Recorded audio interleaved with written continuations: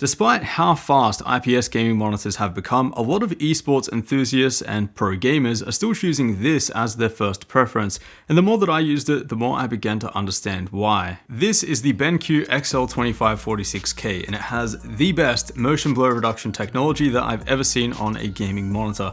I'm not kidding when I say that this thing has near perfect motion clarity, but it does have some drawbacks. It does still use a TN panel, which is something that I said I'd never go back to after using fast IPS alternatives, and it is only 1080p. So when we have options like 360Hz IPS and 240Hz 1440p, is this thing really still worth buying? Well, spoiler alert, the answer is yes, but to understand why, we're going to need to take a closer look.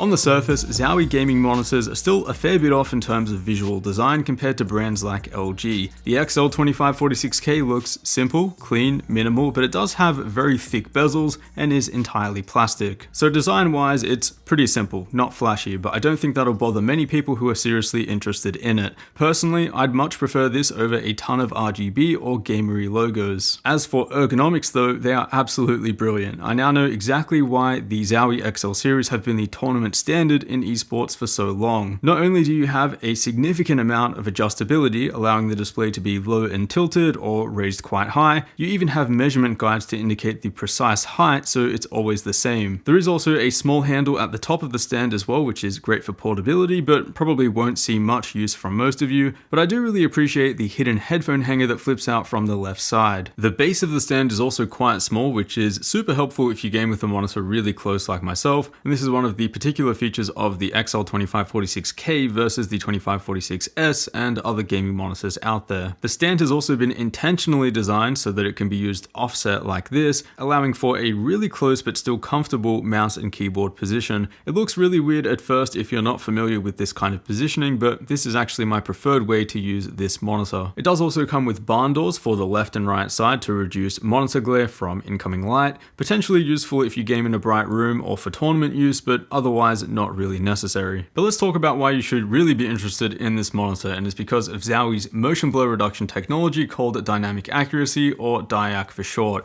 And if you're skeptical of this being any good, then you 100% have the right to, because most gaming monitor motion blur reduction technologies are just not that good. They usually come with the big compromise of really low monitor brightness, or they have really distracting artifacts that make that setting just completely pointless. So let's just take a quick preview of what we're working with here. Using the moving UFO test from blurbusters.com, we can visibly represent how much motion blur you can expect from a moving image on a given display. As a reference, here's the 360Hz IPS monitor from ASUS, the PG259QN, basically the fastest IPS monitor that you can buy right now. Then we have a really solid 240Hz IPS option from MSI that's a lot more affordable, and then we have the BenQ XL2546K with DIAC Plus in full force. The difference is seriously unbelievable, and this is as close to the true reference image of the moving UFO that I've ever seen. You can now see the separation in the UFO lights, whereas with the IPS displays it kind of just blurs into one, and then same with the Alien's 3 eyeballs, where you can even discern the individual pupils. As for toggling DIAC Plus on or off, I'd recommend switching it to the highest setting, which is premium.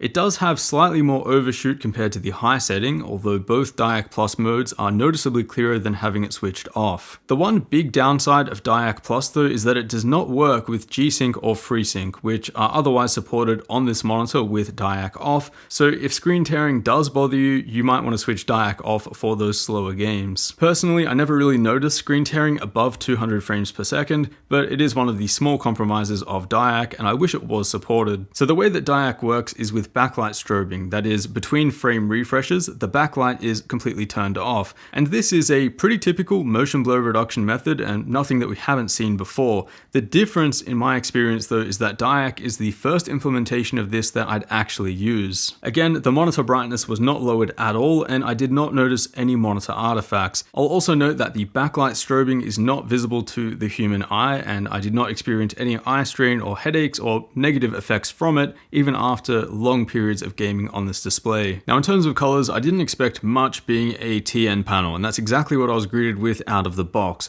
Most notably, the white point was quite a bit on the cooler side. However, after a bit of tweaking and calibration, which is quite easy to do just through the monitor settings, I was able to get a really solid looking image, which was plenty bright with a perfect white point right around 6500 Kelvin. Again, Diac Plus did not affect the brightness of the display at all, topping out at around 350 nits. In the end, here are the settings that I used. With these, I was able to get a really similar looking image compared to the 360Hz IPS from ASUS, and I seriously did not expect to be saying that, but after those few small tweaks in the settings, the display looks excellent. I even went back and viewed some of my own content, which I know exactly what the colors should look like there, and the color grades looked exactly as I remembered. So here's the thing, TN gaming monitors are definitely becoming outdated moving forward, but if there's still one reason to buy a TN gaming monitor, it's the XL2546K. And if you don't take my word for it, that's fine. Just know that the 2546 and its variants are the most popular gaming monitor choice among CSGO, Valorant, and Rainbow Six Siege Pro players. The big question though, what's better when it comes to a top tier esports display? The best motion clarity that you can get, or a higher 360Hz refresh rate?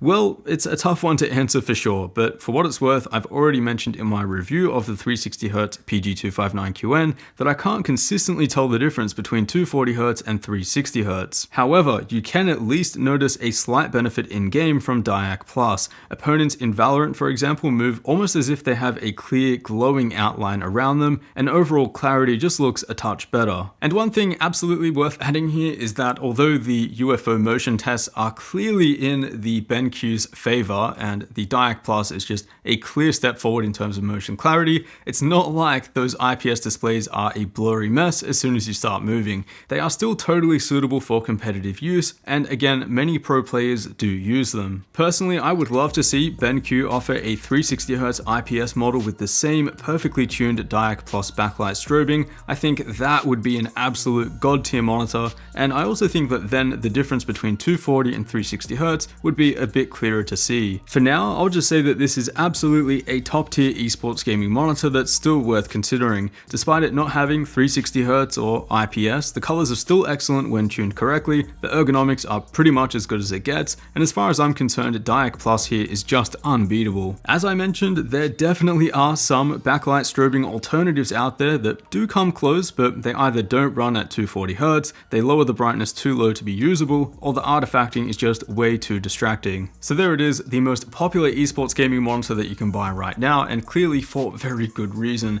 If you're interested in picking this one up, I will have it linked down below in the description. As always, a huge thanks for watching, and I will see you all in the next one.